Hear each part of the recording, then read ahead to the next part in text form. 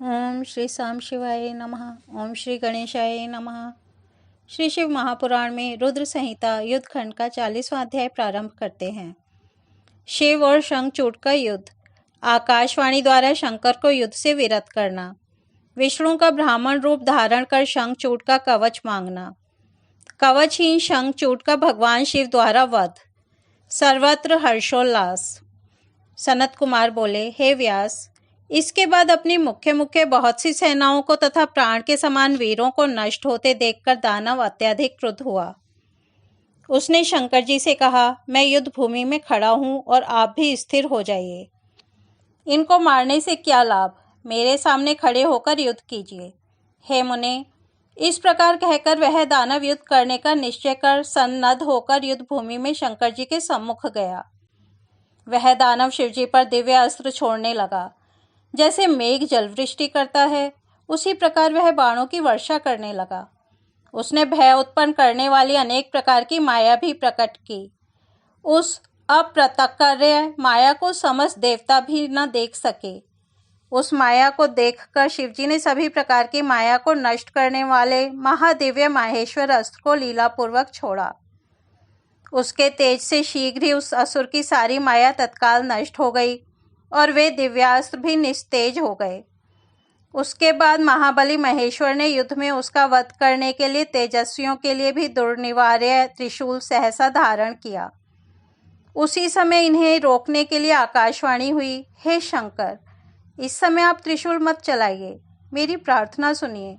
हे ईश, आप क्षण मात्र में सारे ब्रह्मांड को नष्ट करने में समर्थ हैं। तब इस समय एक शंखचूड़ दानव के वध की क्या बात। फिर भी आप स्वामी को वेद मर्यादा नष्ट नहीं करनी चाहिए। हे महादेव, उसे सुनिए और सत्य रूप से सफल कीजिए। जब तक इसके हाथ में विष्णु का परम उग्र कवच है और जब तक इसकी पतिव्रता स्त्री का सतीत्व है, तब तक हे शंकर, इस शंखचूड़ की जरा एवं मृत्यु नहीं हो सकती। हे नाथ, ब्रह्मा के इस वचन को आप सत्य कीजिए। इस आकाशवाणी को सुनकर वैसा ही होगा। इस प्रकार शंकर जी के कहने पर उसी समय शिवजी की इच्छा से सज्जनों के रक्षक विष्णु वहां आए और शंकर जी ने उन्हें आज्ञा दी। तब मायावियों में श्रेष्ठ विष्णु व्रत ब्राह्मण का वेश धारण कर शंखचूड़ के पास जाकर उससे कहने लगे। वृद्ध ब्राह्मण बोले, हे दानवेंद्र, इस समय आपके पास आए हुए मुझ ब्राह्मण को भिक्षा प्रदान कीजिए। मैं इस समय आप दीन वत्सल से स्पष्ट नहीं कहूँगा, प्रतिज्ञा के बाद में आपसे कहूँगा, तब आप उसे देकर अपनी प्रतिज्ञा सत्य करेंगे। तब राजा ने प्रसन्नमुख होकर हाँ ऐसा कह दिया। इसके बाद उन्होंने छल से कहा कि मैं आपका कवच चाहता हूँ। इसे सुनकर ब्राह्मण भक्त तथा सत्यभाषी दानवराज ने अपने प्राणों के समान दिव्य कवच ब्राह्मण को दे दिया। इस प्रकार विष्णु ने माया से उससे कवच ले लिया और शंखचूड़ का रूप धारण कर वे तुलसी के पास गए।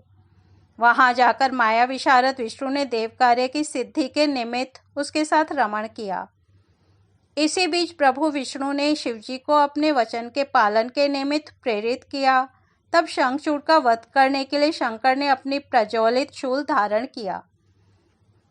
परात्मा शिवजी का वह विजय नामक त्रिशूल सभी दिशाओं तथा भूमि को प्रकाशित करता हुआ करोड़ों मध्याह्नकालीन सूर्यों तथा प्रलयाग्नि की अग्नि शिखा के समान दुर्धर्ष, दुर्निवार्य, व्यर्थ न जाने वाला, शत्रुओं को नष्ट करने वाला, तेजों का समूह, अत्यंत उग्र, सभी शस्त्रास्त्रों का नायक, सभी देवताओं तथा राक्षसों के लिए दुस्साह तथा महाभयंकर था।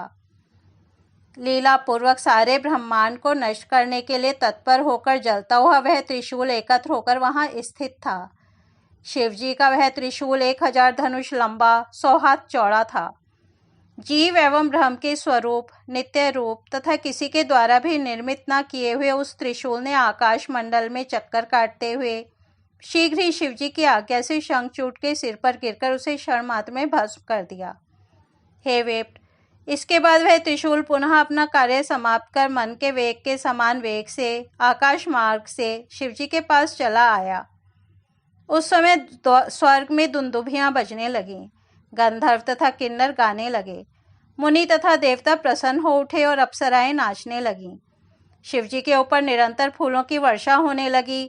तथा विष्णु, ब्रह्मा एवं इंद्रादि देवगण शिवजी की प्रशंसा करने लगे। इस प्रकार दानवेंद्र शंखचूड़ शिवजी की कृपा से शाप मुक्त हो गया और अपने पूर्व रूप को प्राप्त हो गया। शंखचूड़ की अस्थियों से एक प्रकार की शंख जाति प्रकट हुई। शंख का जल शंकर जी के अतिरिक्त अन्य सभी देवताओं के लिए प्रशस्त माना गया है, विशेषकर विष्णु एवं लक्ष्मी के लिए तथा उनके संबंधियों के लिए तो शंख का जल महाप्रिय है, किंतु हे महामुने, वह शंकर जी को प्रिय नहीं है। इस प्रकार शिवजी शंखचूड़ का वध कर अति प्रसन्न होकर वृषभ पर आरूढ़ हो उमा, स्कंद एवं अपने गणों के साथ शिवलोक को चले गए। विष्णु वैकुंठ को चले गए, श्री कृष्ण भी स्वस्थ हो गए और देवता अपना अपना अधिकार पा गए तथा परम आनंद से युक्त हो गए। सारा संसार अत्यंत शांत हो गया, संपूर्ण जल विघ्न रहित हो गया, आकाश स्वच्छ हो गया तथा संपूर्ण पृथ्वी मंगलमयी हो गई। हे व्यास, इस प्रकार मैंने शिवजी का चरित कह दिया, जो आनंद प्रदान करने वाला, सारे दुखों को दूर करने वाला, लक्ष्मी की वृद्धि करने वाला, सभी कामनाओं को पूर्ण करने वाला, धन्य, यश तथा आयु को बढ़ाने वाला, समस्त विघ्नों को नष्ट करने वाला, भुक्ति एवं मुक्ति को प्रदान करने वाला एवं समस्त कामनाओं को फल देने वाला है। जो बुद्धिमान मनुष्य शंकर के इस चरित्र को नित्य सुनता, सुनाता, पढ़ता और पढ़ाता है, वह इस लोक में धन, धान्य, सुख और सुख प्राप्त करता है और सभी कामनाओं को, विशेषकर शिव भक्ति को प्राप्त करता है, इसमें संदेह नहीं है। इस अतुलनीय, सभी उपद्रवों का नाश करने वाले, परम ज्ञान उत्पन्न करने वाले तथा शिव के प्रति भक्ति की वृद्धि करने वाले आख्यान को सुनने वाला ब्राह्मण तेज से युक्त, क्षत्रिय विजयी, वैश्य धन से संपन्न एवं शूद्र श्रेष्ठता को प्राप्त करता है। इस प्रकार श्री शिव महापुराण के अंतर्गत द्वितीय रुद्र संहिता के पंचम युद्ध खंड में शंखचूड़ वध वर्णन नामक 40वां अध्याय पूर्ण हुआ। कल हम 41वां अध्याय सुनेंगे। तब तक यहीं विराम देते हैं। ओम नमः शिवाय।